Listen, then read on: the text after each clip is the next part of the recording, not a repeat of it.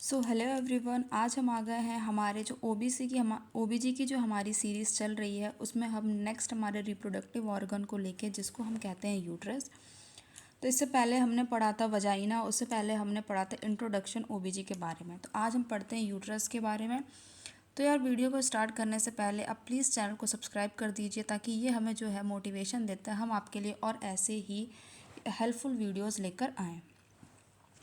तो आज हम डील करेंगे यूट्रस के बारे में। यूट्रस क्या होता है? यूट्रस ऑल्सो नोन एज, ठीक है, हम स्टार्टिंग से ही डील करेंगे हर एक चीज़ को। Uterus also known as मेट्रा। Uterus also known as मेट्रा या फिर हिस्ट्रो। मेट्रा या फिर हिस्ट्रो, इस नाम से भी हम यूट्रस को जानते हैं। ठीक है, अब हम कुछ जनरल टर्म्स के बारे में पढ़ लेते हैं। अगर स्कोपी वर्ड आता है, स्कोपी का मतलब क्या होता है? विजुअलाइजेशन। जैसे मान लीजिए हिस्ट्रोस्कोपी, तो यूट्रस का विजुअलाइजेशन। सेकेंड अगर टर्म आ जाए आइटिस, आइटिस का मतलब होता है इन्फ्लामेशन। आइटिस का मतलब होता है इन्फ्लामेशन।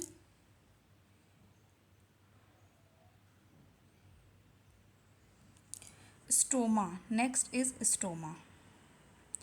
स्टोमा का मतलब होता है opening, any kind of opening. Okay, stoma means opening.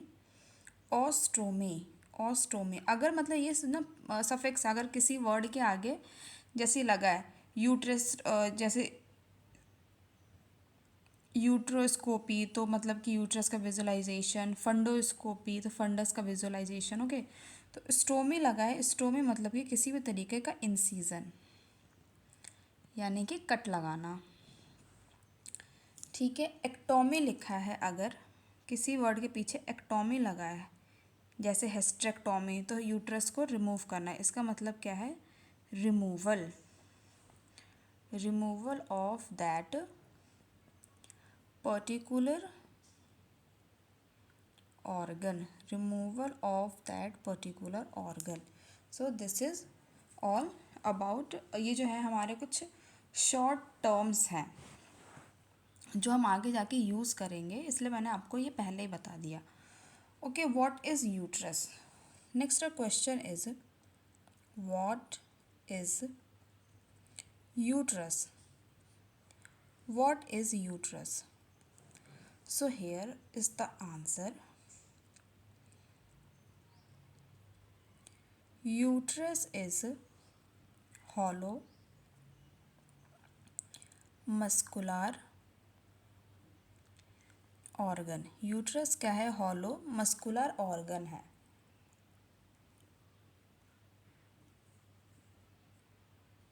Uterus जो है हमारा ये हॉलो मस्कुलर ऑर्गन है। नेक्स्ट क्या है? यूट्रस एक पेल्विक ऑर्गन है, मतलब पेल्विक कैविटी में सिचुएटेड एक ऑर्गन है। नेक्स्ट, यूट्रस का शेप क्या होता है? Shape of uterus is pyriform shape, is pyriform shape. Uterus का शेप क्या होता है? पायरिफॉर्म शेप होता है। नेक्स्ट क्या है? It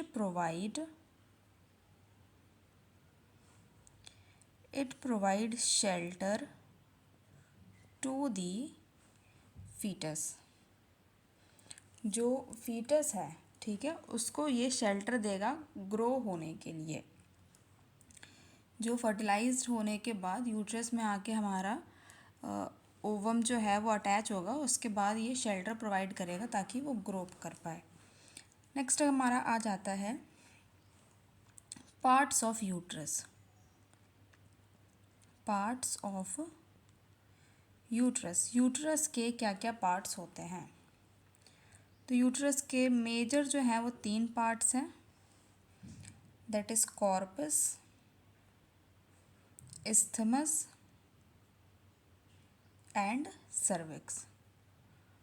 corpus, isthmus and cervix. Corpus के 2 पार्ट होते हैं, funds and body cavity. Fundus and body cavity. Body cavity is the largest part among all the parts of uterus. Largest part among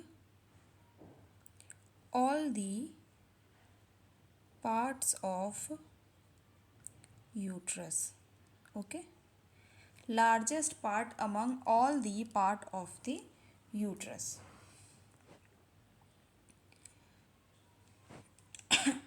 तो ये जो है हमारे जो बॉडी के और पार्ट्स हैं उनमें सबसे बड़ा पार्ट होता है, दैट इज़ बॉडी कैविटी।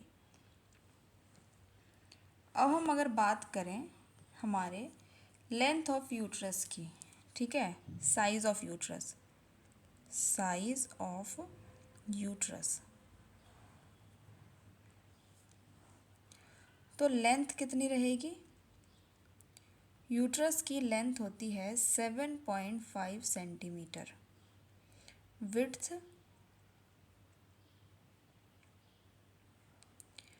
तो होती है 5 सेंटीमीटर और थिकनेस होता है 2.5 सेंटीमीटर। ओके तो overall 7.5 into 5 into 2.5 length, width and thickness, ये जो है हमारा यूट्रस का पार्ट होता है और ये एग्ज़ाम में बहुत बार पूछा गया है। स्टार मार्क कर लीजिए, ये एग्ज़ाम में बहुत बार पूछा गया है। इसके अलग अलग साइजेस। अगर हम बात करें यहाँ पर नेक्स्ट जो है हमारा वेट ऑफ यूट्रस। भाई यूट्रस जो है इसका कितना वेट होता है? तो यूट्रस का वेट होता है 50 to 80 gram in non pregnant females, in non pregnant females. ठीक है, यहाँ पर मैंने आपको एक रेंज बताया है, बट अगर एग्ज़ाम में एक एग्जैक्ट पूछे so you have to answer 60 grams, आपको वहाँ पर 60 ग्राम्स आंसर करना है।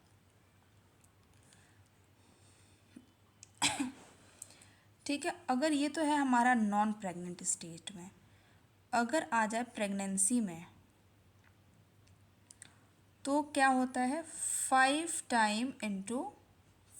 Times of normal uterus weight. Normal uterus का जो वेट होता है उससे 5 गुना ज़्यादा हो जाता है, मतलब जो साइज़ है वो 5 गुना ज़्यादा हो जाता है। तो ये क्या है, साइज़ है यूट्रस का 7.5, 5, 2.5 और नॉर्मल वेट होता है range 50 to 80 grams in non pregnant females और वेट होता है 60 ग्राम। अगर बात करें यहाँ पर कि प्रेगनेंसी में क्या साइज़ रहता है, तो प्रेगनेंसी में साइज़ हो जाता है 5 time of normal uterus, sorry this is not weight, 5 time जो है नॉर्मल यूट्रस का ये हो जाता है। Weight of uterus in pregnancy, weight of uterus in pregnancy तो कितना हो जाएगा 900 to 1000 ग्राम। 900 से लेके 1000 ग्राम जो है वो हमारा प्रेग्नेंट यूट्रस का वेट होता है।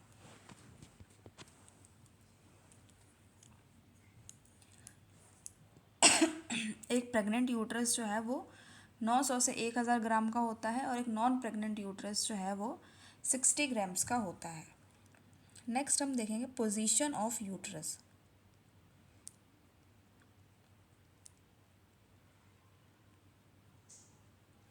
यूट्रस की पोजीशन क्या है बॉडी से? ठीक है, तो यूट्रस की 2 पोजीशन होती है, anti vertex and anti flexion. Anti vertex जो होता है ये 90 डिग्री होता है और एंटी फ्लेक्शन जो है ये 120 डिग्री होता है। ठीक है, एंटी वर्जन जो है वो 90 डिग्री होता है, एंटी फ्लेक्शन जो है 120 डिग्री होता है। मतलब कि अगर आप जैसे यूट्रस को देखेंगे तो ये हमारा वजाइना और ये जो यूट्रस है ये इस तरह से होता है। ओके, जनरली यूट्रस इस जैसा हम देख सोचते हैं वैसा नहीं होता है। तो यहाँ पे ये मान लीजिए ये है सर्विक्स,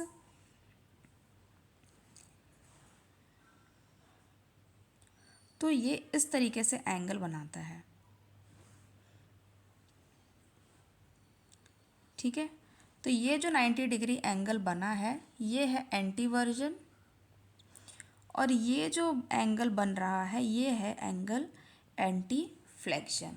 ओके, तो यूट्रस जो है इस तरीके से दो एंगल बनाता है बॉडी के साथ, anti version angle and anti flexion angle. Anti version जो है वो 90 डिग्री का होता है, एंटी फ्लेक्शन जो है 120 डिग्री का ये होता है।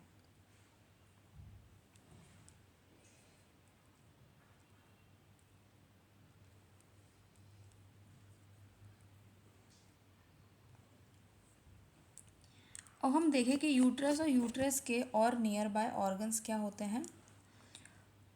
तो ये मान लीजिए है आपका यूट्रस, यूट्रस के आगे होगा हमारा ब्लैडर और यूट्रस के पीछे होगा हमारा rectum.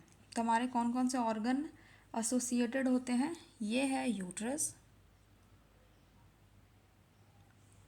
This is bladder and this is rectum. Okay, तो ये जो है यूट्रस के एसोसिएटेड ऑर्गन्स होते हैं कि यूट्रस के आसपास और कौन से ऑर्गन पाए जाते हैं आपको ये भी पता होना चाहिए। तो यूट्रस का वेट क्या होता है नॉन प्रेग्नेंट फीमेल्स में 60 ग्राम्स, यूट्रस का वेट प्रेग्नेंट फीमेल से 900 to 1000 ग्राम्स। पोजीशन यूट्रस की मैंने आपको बता दी है कि anti version and anti flexion होता है, किस तरीके से होता है वो भी मैंने आपको एक्सप्लेन कर दिया। यूट्रस के पास और नियर बाय कौन से ऑर्गन्स होते हैं, तो यूट्रस के पास नियर बाय होते हैं हमारा ब्लैडर और पीछे होता है rectum.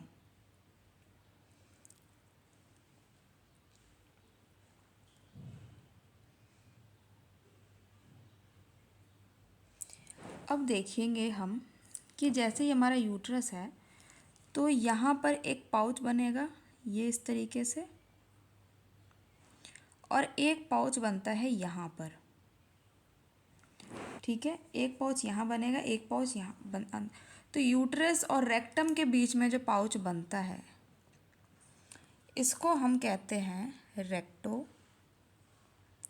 Uterine pouch, recto uterine pouch.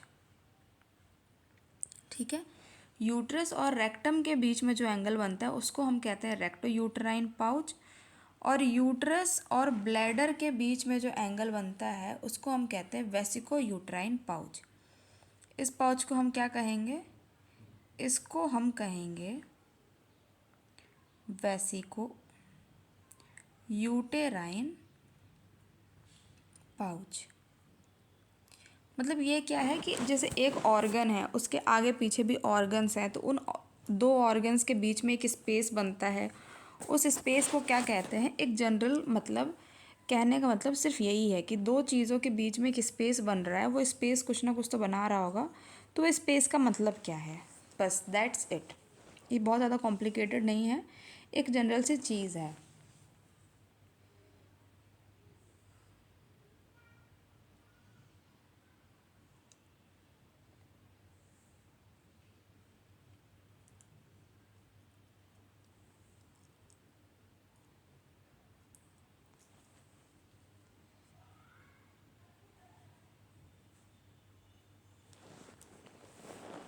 Okay, तो यूट्रस और उसके एसोसिएटेड ऑर्गन्स मैंने आपको यहाँ बता दिए हैं। अब जो है हमारा यहाँ पे ये recto uterine pouch,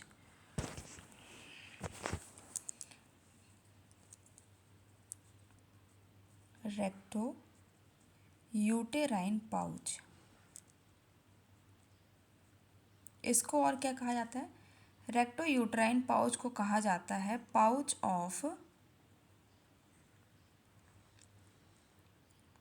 डॉगल्स, pouch of Douglas, और also known as cul de sac, also known as cul de sac. ठीक है, तो जब यहाँ पे क्या होता है कंडीशन, एक कंडीशन आ जाती है, आपने देखा होगा, जिसको हम कहते हैं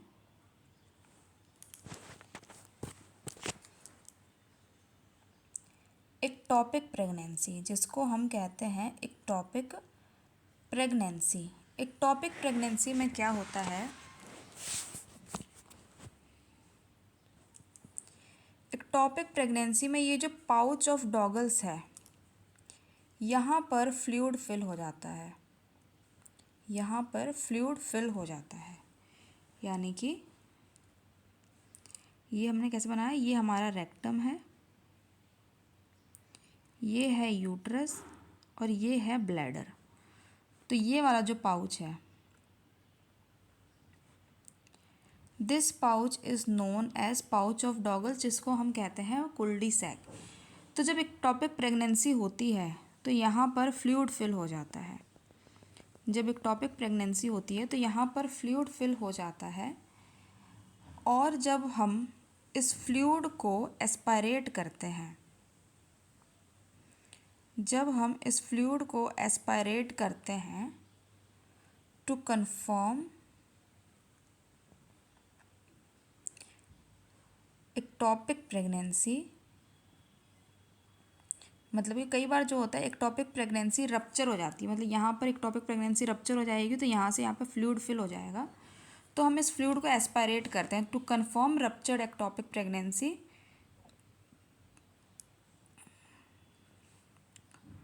और फिर इस प्रोसीजर को कहा जाता है कुल्डोसिंथेसिस। ये एग्ज़ाम में पूछा हुआ क्वेश्चन है, ये क्वेश्चन जो है एग्ज़ाम में पूछा हुआ क्वेश्चन है, स्टार मार्क कर लीजिए। तो रेक्टो यूट्राइन पाउच, ये जो है रेक्टो यूट्राइन पाउच को हम पाउच ऑफ डॉगल्स कहते हैं, या फिर इसको हम कुल्डो सैक भी कह सकते हैं। जब भी एक्टोपिक प्रेगनेंसी होती है, जब भी एक्टोपिक प्रेगनेंसी होती है तो यहाँ पर फ्लूइड फिल हो जाता है पाउच ऑफ डॉगल्स में, और इस फ्लूइड फिल को हम एस्पायरेट करते हैं कंफर्म करने के लिए कहीं एक्टोपिक प्रेगनेंसी रप्चर तो नहीं हो गई है, और इस पूरे प्रोसीजर को हम कहते हैं कुल्डोसिंथेसिस। क्या कहते हैं हम इस पूरे प्रोसीजर को, हम इसको कहते हैं कुल्डोसिंथेसिस।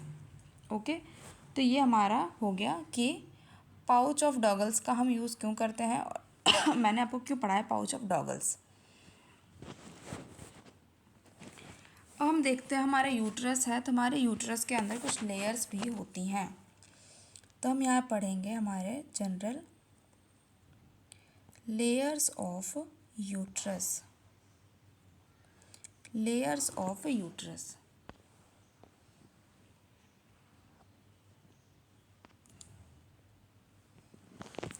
ठीक है, कितनी लेयर्स होती हैं, perimetrium,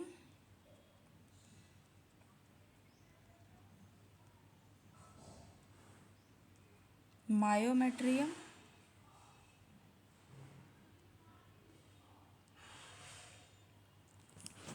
perimetrium, myometrium and endometrium.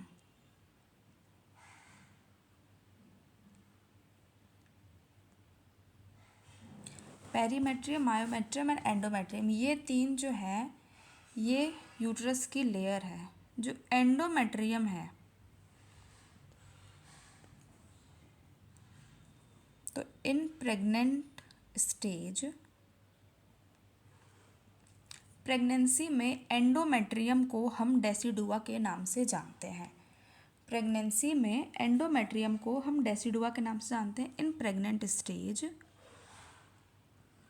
देखिए, मैं इसलिए अपने खुद लिख के पढ़ाती हूँ ताकि जब आप नोट्स बनाएं तो ये आपको भी इजी हो। अगर मैं ऐसे स्लाइड्स ले आऊँगी तो आप क्या इतनी चीज़ें मैं अच्छे से एक्सप्लेन नहीं कर पाऊँगी, तो आप अपने कॉपी में भी बहुत ईजिली नोट्स बना सकते हैं।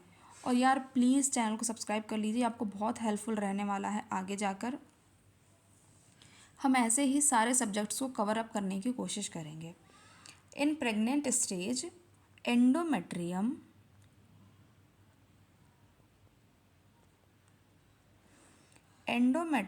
is known as decidua. In pregnant stage endometrium is known as decidua. यानी कि एंडोमेट्रियम, एक फीमेल जो प्रेग्नेंट होती है या यूट्रस जब प्रेग्नेंट होता है तो एंडोमेट्रियम को हम डेसिडुआ के नाम से जानते हैं।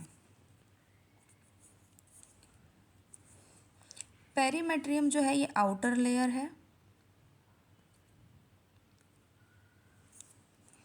Myometrium is inner layer, middle layer.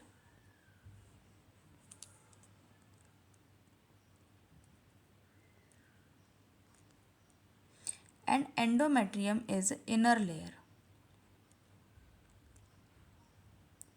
ठीक है, एंडोमेट्रियम जो है वो इनर लेयर होती है।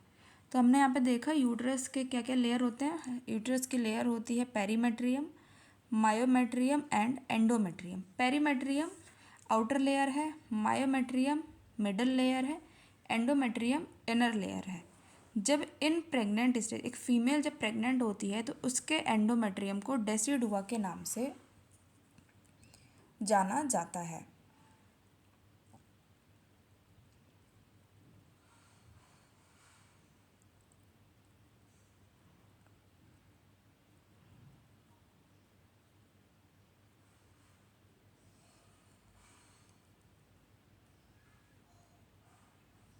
तो यहाँ पर ये हो गया हमारा यूट्रस कंप्लीट कि यूट्रस क्या होता है, यूट्रस की लेयर्स क्या होती हैं। ओके, नेक्स्ट जो है वो रहेगा हमारा, इसी में हम जो है थोड़ा फास्ट कवर अप करने की कोशिश करेंगे। तो नेक्स्ट जो रहेगा वो रहेगा हमारा fallopian tube. Fallopian tube, fallopian tube जो है इसके और भी नाम है। Fallopian tube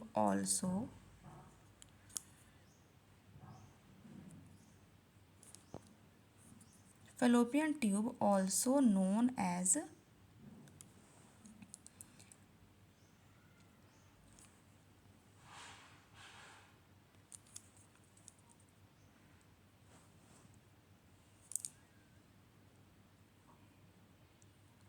सेल्पिंजिस, oviduct, mullerian duct, mullerian duct. Okay, तो इतने सारे नामों के साथ फैलोपियन ट्यूब को जाना जाता है। एग्ज़ाम में फैलोपियन ट्यूब को इनमें से किसी भी वर्ड के साथ रिप्लेस किया जा सकता है। ठीक है, फैलोपियन ट्यूब जो है इसको किसी भी वर्ड के साथ रिप्लेस किया जा सकता है। फैलोपियन ट्यूब्स के पार्ट को हम देखते हैं। पहले हम यहाँ पे एक छोटा सा यूट्रस बनाएंगे।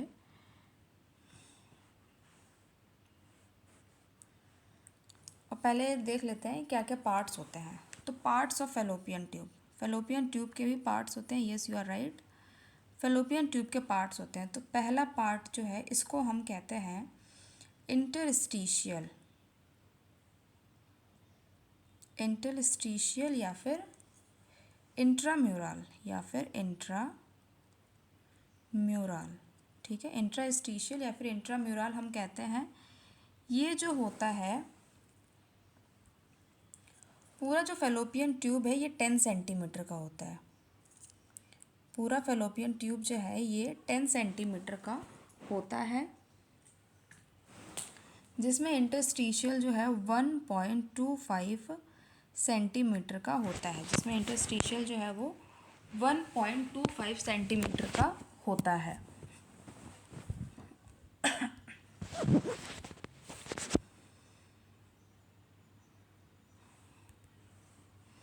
नेक्स्ट जो है वो दैट इज इस्थमस। नेक्स्ट जो है वो है इस्थमस।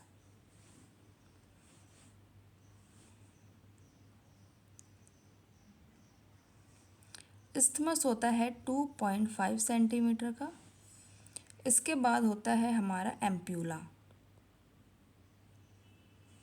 एम्प्यूला होता है 5 सेंटीमीटर का।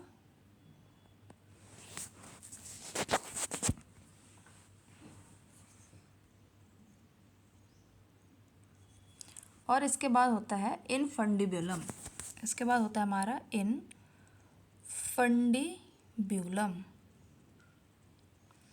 इनफंडिब्यूलम जो है वो होता है 1.25 सेंटीमीटर। ओके, इनफंडिब्यूलम जो होता है वो होता है 1.25 सेंटीमीटर। अब यहाँ पर ये हमारे जो है पूरा फेलोपियन ट्यूब जो है, पूरा फेलोपियन ट्यूब जो है वो होता है 10 सेंटीमीटर का। ओके, पूरा फेलोपियन ट्यूब 10 सेंटीमीटर का होता है।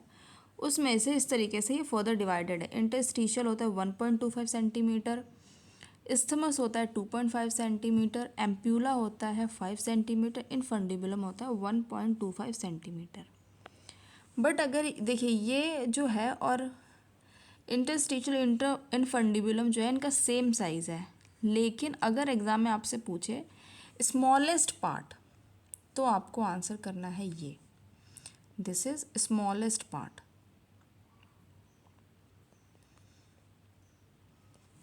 और अगर एग्ज़ाम में आपसे पूछे लार्जेस्ट पार्ट तो आपको आंसर करना है एम्प्यूला, लार्जेस्ट पार्ट। और यही एम्प्यूला में जो होता है फर्टिलाइजेशन होता है। फर्टिलाइजेशन जो है वो भी एम्प्यूला के अंदर ही होता है। तो fallopian tube is also known as salpinges, oviduct, mullerian duct. Fallopian tube के 4 पार्ट होते हैं। इंटरस्टिशियल, जिसको हम इंट्राम्यूरल भी कहते हैं, जो कि होता है हमारा 1.25 सेंटीमीटर का। इस्थमस होता है 2.5 सेंटीमीटर। एम्प्यूला के 2 क्वेश्चंस बन सकते हैं, पहला कि लार्जेस्ट पार्ट होता है, दूसरा कि फर्टिलाइजेशन जो है वो एम्प्यूला पार्ट में होता है।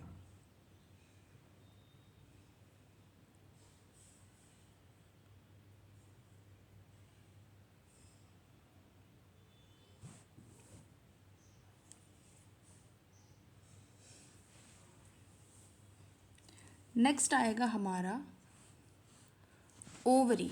नेक्स्ट है ओवरी।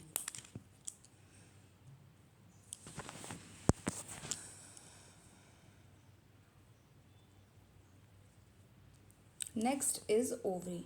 तो वजाइना हमने कल डील कर लिया था, आज हमने यूट्रस, फेलोपियन ट्यूब और ओवरी को डील करेंगे। ओवरी क्या है? Ovary is female gonads. Ovary is female gonads.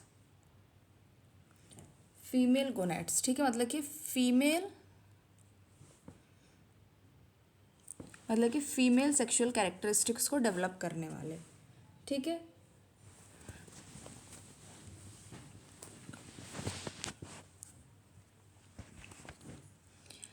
Role क्या है इसका? Release of ovum. Release of ovum. Release of ovum जो है इसका प्राइमरी रोल है। सेकंड जो है वो है release of hormone. Release of hormone. Release of hormone जो है ये इसका सेकेंडरी रोल है। ओके,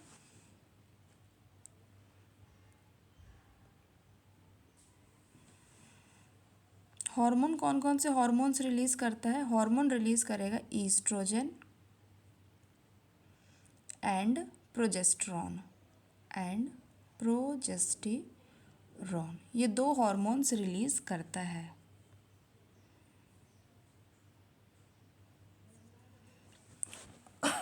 ओवरी जो है हमारा ये फीमेल गोनैड्स है, ये रिलीज करता है ओवम। ओवम रिलीज करना जो है ओवरी का प्राइमरी रोल है। रिलीज ऑफ हार्मोन जो है ये ओवरी का सेकंड रोल है। कौन कौन से हार्मोन्स को रिलीज करता है? हार्मोन रिलीज होते हैं oestrogen and progesterone.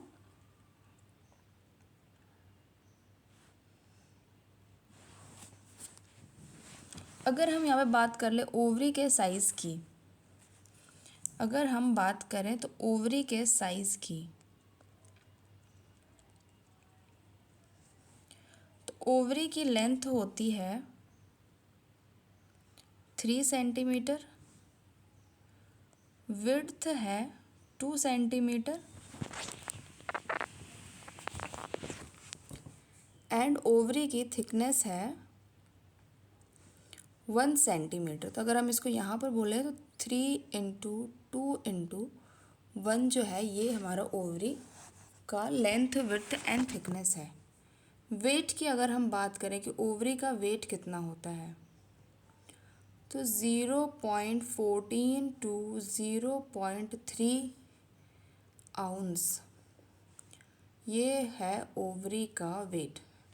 0.3 to 0.4 ounce ovary का वेट होता है।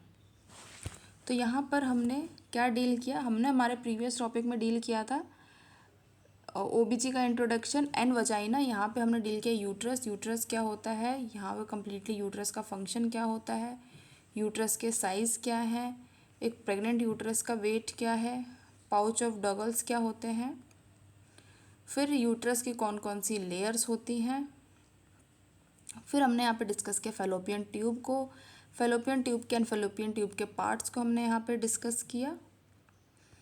इसके बाद हमने यहाँ पे डिस्कस किया ओवरी को और फिर हमने यहाँ पे फाइनली डिस्कस किया ओवरी के साइज़ को। तो यार अगर आपको वीडियो थोड़ी सी पसंद आई और आपको हेल्पफुल लग रही है तो आप चैनल को सब्सक्राइब करना ना भूलें। प्लीज़ चैनल को सब्सक्राइब करिए और अगर आप भी नॉर्सेट की प्रिपरेशन कर रहे हैं तो वीडियो पे आए हुए लिंक को क्लिक करके आप अपनी फर्दर प्रिपरेशन को बूस्ट अप कर सकते हैं। Thank you everyone, thank you for watching.